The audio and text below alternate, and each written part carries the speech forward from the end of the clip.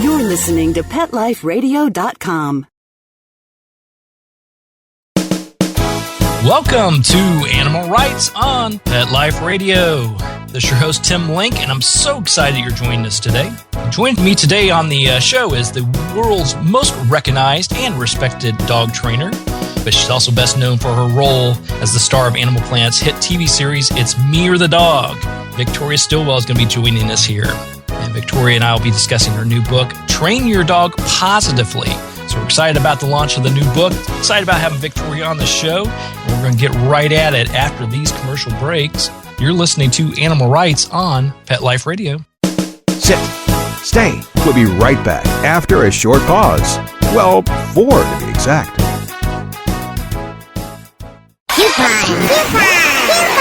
Life Radio has doggone fur-flying fantastic deals for our listeners. Go to petcodeals.com and get $6 off your order of $60 or more and up to 40% off hundreds of items at Petco. Petcodeals.com. But that's not all. Are you talking to me? Pet Life Radio listeners, try Audible.com now and get your first 30 days of Audible Listener Gold membership plan free. And get a free audiobook. Choose from over 100,000 titles. To get this great deal, go to audibledeals.com. That's audibledeals.com. The new Dyson Animal Vacs are powerful bagless upright vacuums for homes with pets. Air muscle and radio root cyclone technology generates the strongest suction power to powerfully remove dust, dirt, and pet hair from the home or car. Go to DysonDeals.com. DysonDeals.com To order your Dyson Animal Vac today.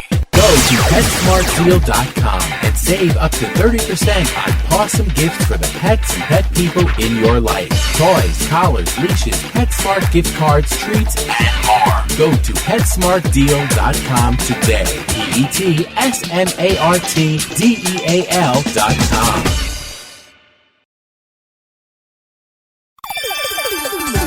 Let's talk pets on PetLifeRadio.com.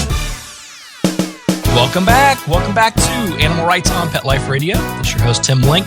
And joining me now is Victoria Stilwell. Victoria, welcome to the show.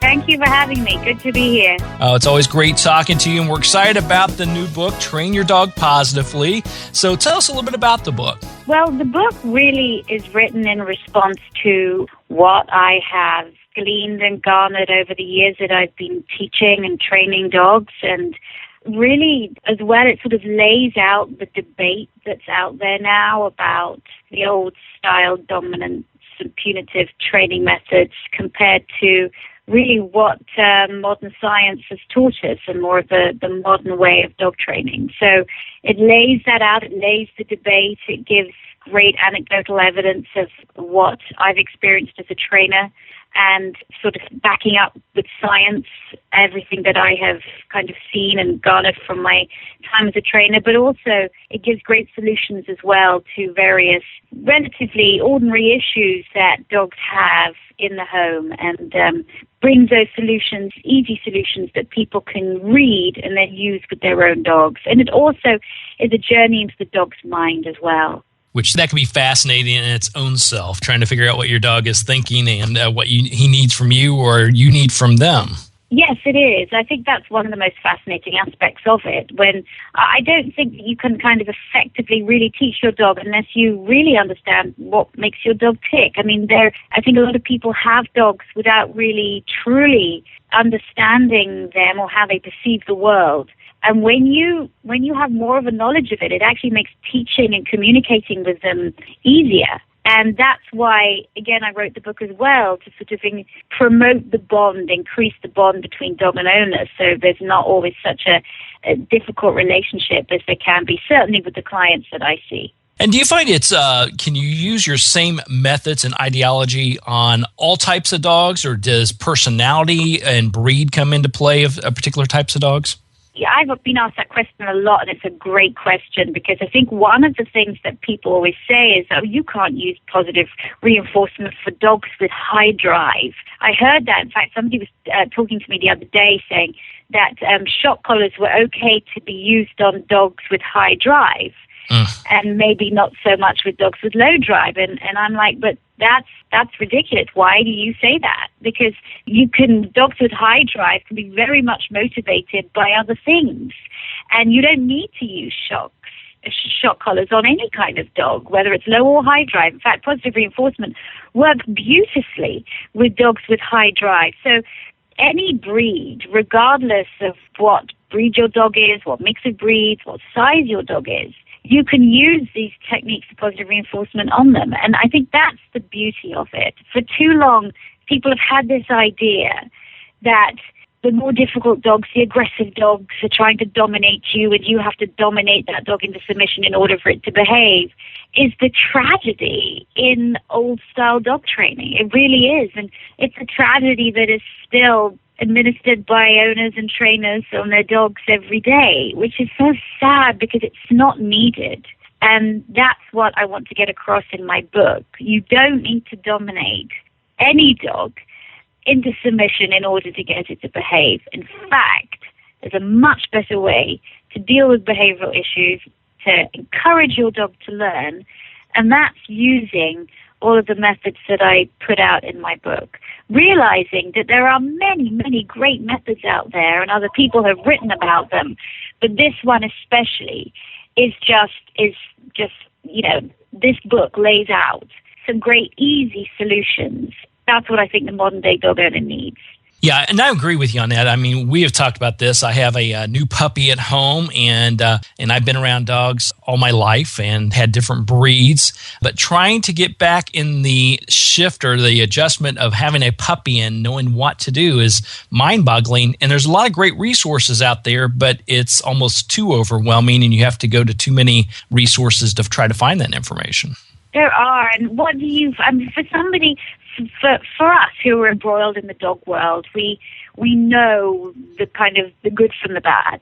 But from people out there who are just getting their first dog or who have dogs and they don't really, it's not their world, then where do they turn? Well, they might have heard the buzzword positive reinforcement.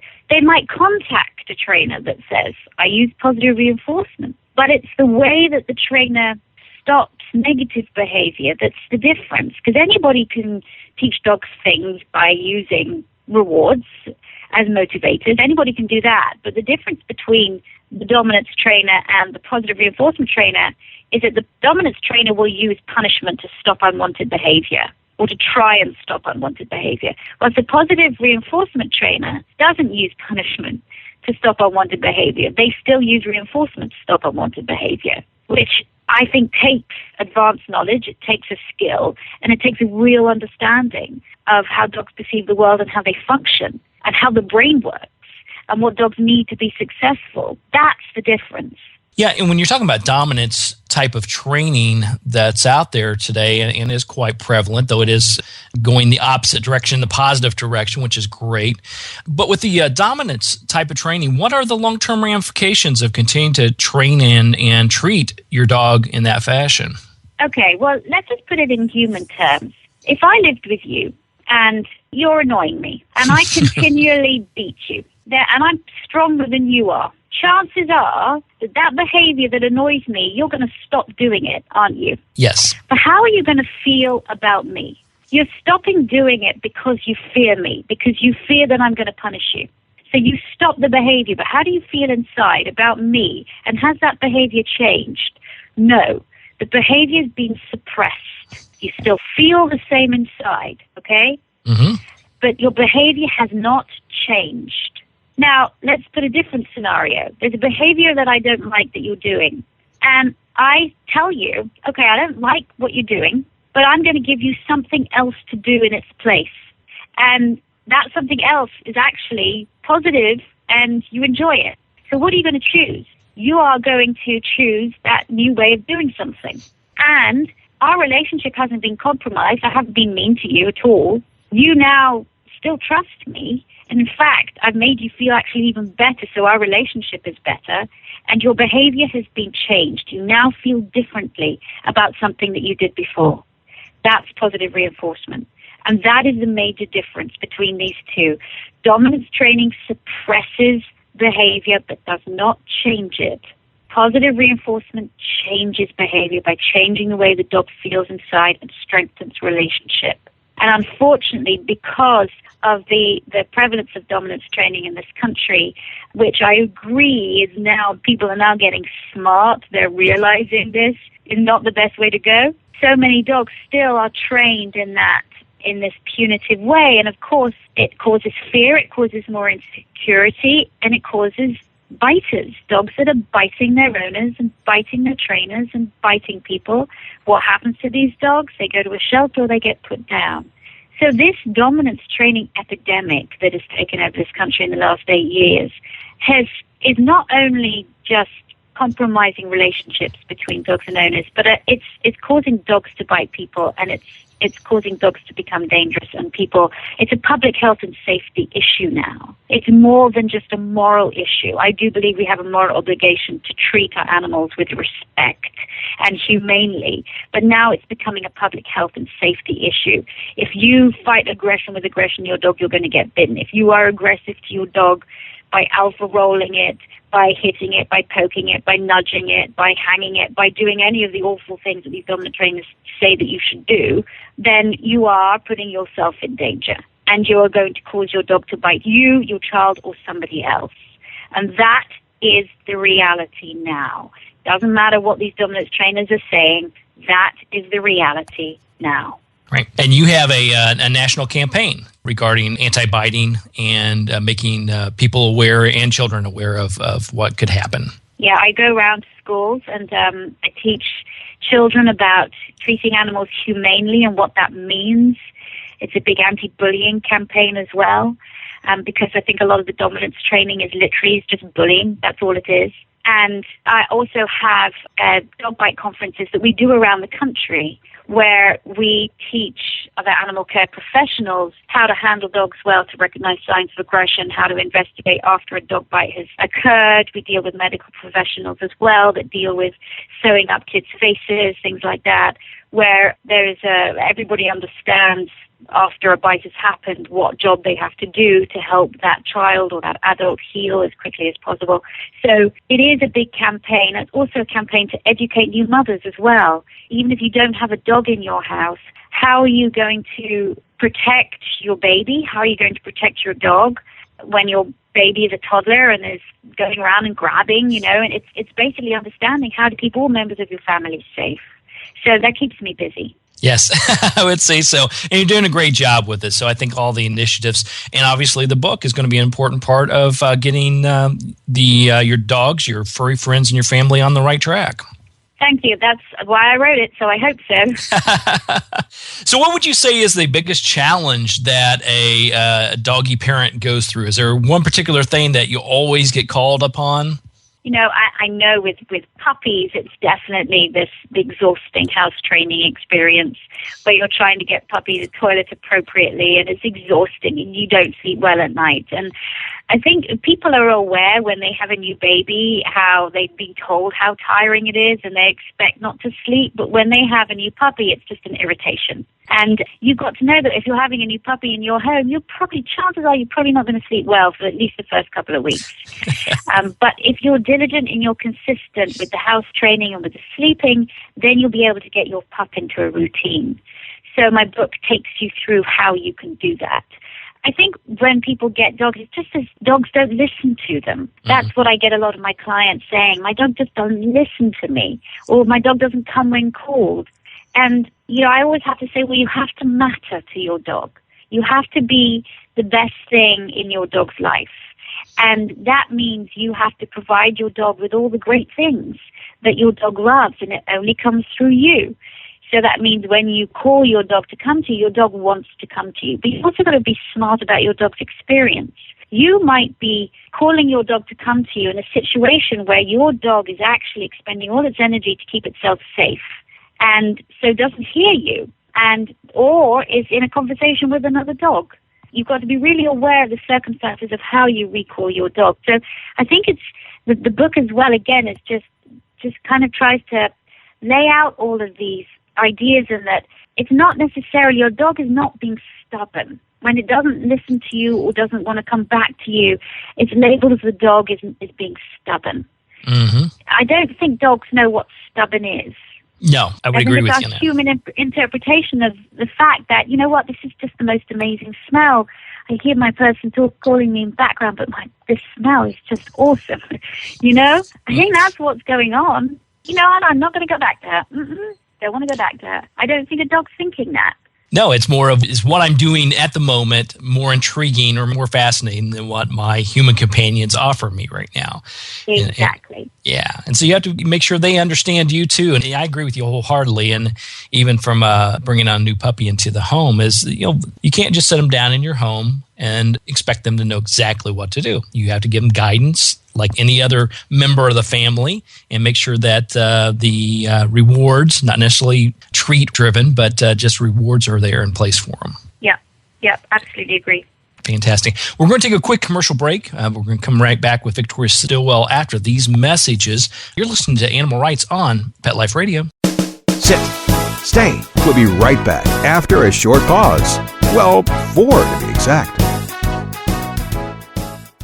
Hi, this is Tim Link, animal communicator and pet expert and host of Animal Rights on Pet Life Radio. Have you ever wanted to know what your pet is really thinking? Do you want to find out if they truly understand what you're trying to tell them? Ever wish you could build a better understanding and closer relationship with your pet? Well, now you can. Learning to Communicate with Animals is a 4-part on-demand workshop. In the workshop, you'll learn the essential techniques that are necessary to communicate with animals, including what is animal communication, breathing correctly to achieve the perfect state to communicate with your animals at a deeper level, using guided meditation exercises and method to communicate with animals, and how to send and receive information from your animals. So if you're wanting to learn how to communicate and connect with your animals at a deeper level, visit PetLifeRadio.com/workshop and purchase and download Learning to Communicate with Animals. You'll be glad you did.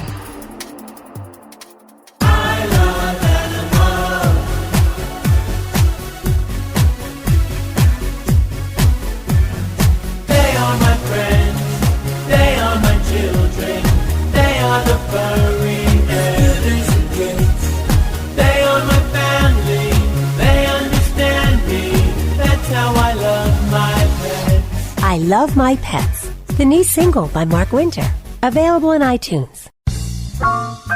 Having a rough day? Longing for the dog days of summer?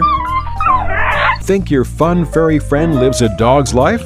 Well, find out everything you're begging to know as Pet Life Radio presents It's a Doggy Dog World with pet expert and award-winning author Liz Palaika.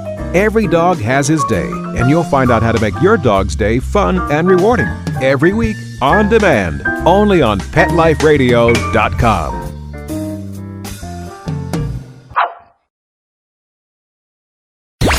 Let's talk pets Let's talk pets on Pet Life Radio. Pet Life Radio. PetLifeRadio.com. Welcome back to Animal Rights on Pet Life Radio. This is your host, Tim Link, and joining me now is Victoria Stilwell. Now, I want to ask you, Victoria, about the writing process in general. What was some of the biggest challenges you had as far as putting together this book? Well, first of all, just the lack of time that I had. I mean, a lot of people, when they write books, they have ghostwriters. I didn't have a ghostwriter for this book. It's all me. I have a good editor, but it's me and my husband edited it as well. But, it was finding the time. It took me 6 months of really sitting down and just writing and putting my thoughts down onto paper, trying to make the argument as easy to understand as possible, trying to make the solutions as easy to understand as possible, and trying to make it an easy read, because I want all kinds of people to read this. I don't want it to just be a book for trainers, and it's not a book for very advanced trainers, but it is a book for every kind of dog owner and for people who are just starting on the training journey, and the teaching, I should say. So I think that was it. It was time. And the fact that when you sit down to write something, it's not as easy as it sounds. But I'm proud of it because I think it addresses a lot of what I think dog owners need. There are 100 books that I could write like this. I mean, I'm already starting to think about my next one, which is going to be more about the dog's experience. But I think I might wait a while before I write that because it's exhausting. Well, it's very time consuming. And did you find it easier because you knew the topic so well and so intimately, or was it harder because you knew it so well and it's easier to talk about it than actually put it down in writing? I think it's easier to talk about than put it down in writing. It really is. And also I just wanted to include everything. So that if I included everything, it would be a 1,000-page book, and I can't do a 1,000-page book. So I needed to take little bits out of each story and put it in an easy way for people to understand and in a constructive way so that they can see the process. And they can see, okay, well, I can use this with my own dog at home, or just great little facts and tips about what goes on in the dog's mind. And I think when people read this book, they're going to go, oh my gosh, I never knew that about my dog. That's amazing. And that's how I want people to think about their dogs.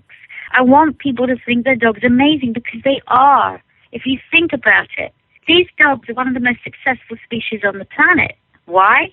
Because they've aligned themselves with the very species that could really compromise their survivability, which is man. Yet now they're our companions.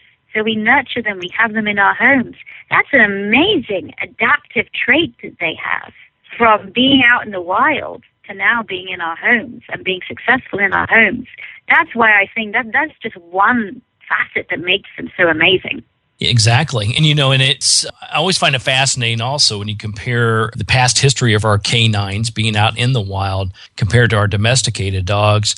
And also, do you find that people expect your domesticated dogs to already know the characteristics of a wild dog?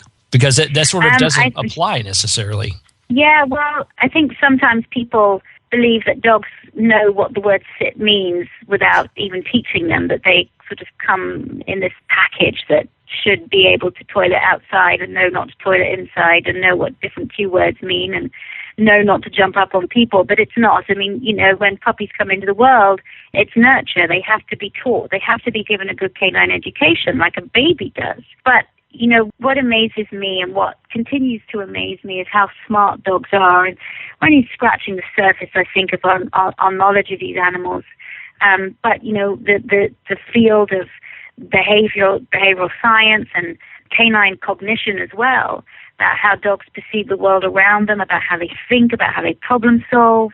That's all fascinating and is something that I don't think a lot of owners really appreciate. And we might call it intelligence, how intelligent are our dogs. And when we begin to really look into our dog's intelligence and how they think and how they feel, which again is what my book goes into, I think when I tell people this, they're just amazed. At the end of the day, it's not really that amazing. We should have known it all along. But I think for so long, science as well as just, human behavior has kind of dumbed the dog down. Yeah, it's just a dog. These animals are very smart. Right, exactly. And I think we have only scratched the surface because it's far more than just being a dog. Yes, exactly. Now, how did you, the writing process in general, how do you compare that to all the other things you do? You're a television host, trainer, speaker. How is the writing process in general? Was it easier, other than the time commitment? Was it easier process or was it more difficult? No, I think it was the most difficult thing that I've done. I think when you go out to a training, whether it be private or you're doing it on television, there is always this wonderful energy that you get from the dog and from the people, and so you're sort of spurred on by that. When you're talking in a seminar, there's the energy you get from the audience. You're imparting information. When you're sitting there by yourself and you've got your computer in front of you, it's you. And that I found really hard because I feed off the dog's energy and train accordingly. So that was difficult. But I think there's got to be an integrity. There's an integrity in my book, like there's an integrity in my television show and in my seminars. And in everything I do, with my Victoria Stilwell Positively Dog Training Program, with everything that I do, there's an integrity in it, that it's got to be the best of the best. And it's got to tell the truth. I'm not in the business of making something look like it's wonderful when it's so clearly not. I've always wanted to tell the truth in my show. I want to tell the truth in my book. And also I want to celebrate these animals. I want to celebrate them. And most importantly, I want when people read the book to say, I get it. I understand now why why I shouldn't be doing these things that I thought were okay because I was told by somebody else that I could do this on my dog. But I now see that these things are wrong, and I'm going to change the way that I am with my dog. So I want my book to be able to enhance people's relationship with their animals like I hope the show does. So everything I do is this mission to be able to provide the best kind of knowledge for dog owners all over the world. And sometimes, I admit, Tim, sometimes it's really tough because you've got sometimes this backlash from the dominance trainers who are now threatened that their market share is being taken away, that people are getting wise, that these aggressive methods are not the best way to teach dogs, and they do have some very bad repercussions. And so, you come up against this wall and it's this battle, and these people becoming very defensive and very aggressive about their tactics because you're questioning the role that they're playing with dogs, which is you're saying that their methods are cruel, and they are. And people don't like to be told they're being cruel. People don't like to be shown up. But that's the reality. And I will continue to speak out against it. And what the wonderful fact, and what you alluded to, is that even though, yes, there's still an epidemic of dominance trainers out there, there are more and more and more people, trainers and owners, that are seeing the light and going, got it. I wish I'd seen it before, but now I've got it. And that is wonderful to see. Yes, it is, absolutely. And I applaud you for continuing the mission, moving it forward, because I know you've had a huge impact on everyone as far as teaching people to be positive and positive towards their dogs. Thank you. Yeah, I'll continue. Tell the listeners where they can find out more about the new book, Train Your Dog Positively, and find out about all your activities and where you're going to be. Yes, if you want to find out more about what I do, then go to my website, which is positively.com, positively.com. You'll be able to find out about my Victoria Stilwell Positively dog trainers, who are wonderful trainers that are in this country. I have some in England, in Greece, and in Italy. And if you want to find a trainer in your area, please go to positively.com/trainers. If you want to follow me, you can do so on Twitter by going to It's Me or the Dog. Or you can follow me on my Facebook page, which is facebook.com/Victoria Stilwell. I also want to point out that along with the book that you can also find on my website, you can go to my store and it's sold there, as well as on Amazon and in your local store. But I also want to say that I will be at the end of the year doing the first Victoria Stilwell training camp for trainers. And we are going to be holding 10-day-long or week to 10-day-long training camps here in the Atlanta area that people can come and learn the Positively method.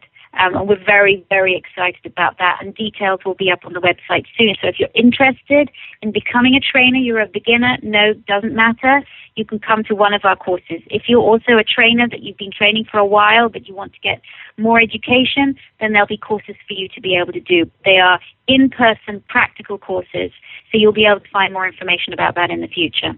And that's going to be a fantastic, fantastic course and what you're offering and expanding it as well. So go to positively.com, keep track of what's going on with Victoria. And yeah, come to the training. That'll be a fantastic event for you. Thank you. Yeah, it's been great to be on the show. And thank you for all the work you do for dogs, too. Oh, it was my pleasure. It's my pleasure. Always great talking to you, Victoria. And thanks for the accolades. I look forward to seeing you again and talking to you again in the future. And thanks for coming on the show today. I appreciate it. Thank you. All right. Well, we're coming to the end of the show. I want to thank Victoria Stilwell again for being on the show. Make sure you pick up a copy of her latest book, Train Your Dog Positively, and go on to positively.com and keep track of all the wonderful things she's got going on. I also want to thank you listeners and the producer for the show and the sponsors for making the show possible. I greatly appreciate it. It's always a wonderful time to bring on the best of the best so you guys can hear from them. To find out more about me, Tim Link, and the other guests I've interviewed on the show and find out about Pet Life Radio, you can go to petliferadio.com and click on the animal rights icon. While you're there, you can download all the wonderful episodes, including this one. Also, you can check out all the other hosts and other wonderful shows on Pet Life Radio. That's petliferadio.com. If you have any questions, comments, or ideas for the show, please email me. You can email me at tim@petliferadio.com. It's tim@petliferadio.com, and I'll be glad to answer your questions, entertain your comments, and bring on the authors, writers, and bloggers you want to hear from the most. So until next time, write a great story about the animals in your life. Share it in a blog, article, or in a book. And who knows, you may be the next guest on Animal Rights on Pet Life Radio. Have a great day. Let's Talk Pets, every week on demand, only on PetLifeRadio.com.